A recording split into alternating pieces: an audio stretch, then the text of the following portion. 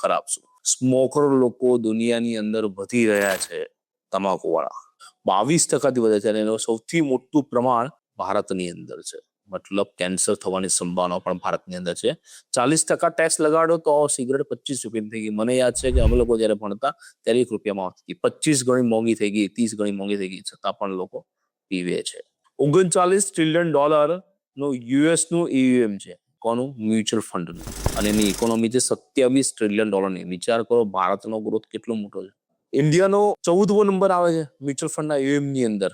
પહેલો number US નો અંદર, બીજો નંબર છે Luxembourg $5.8 trillion, Ireland $4.5 trillion, China $3.4 trillion, Germany $2.7 trillion, Australia $2.6 trillion, France $2.5 trillion, Japan $2.2 trillion, UK $2.0 trillion, Canada $1.8 trillion, અને ભારત ફક્ત 82 લાખ કરોડ એટલે $1 ટ્રિલિયન ની લગભગ ઓછું છે. હજી એટલો પોટેન્શિયલ છે ભારતની અંદર મ્યુચ્યુઅલ ફંડમાં રોકાણ કરવાનો. માર્કેટના પી કરતા આપણો પી અગત્યનો છે. આપણો પી એટલે પેશન અને એનર્જી મ્યુચ્યુઅલ ફંડમાં ઇન્વેસ્ટ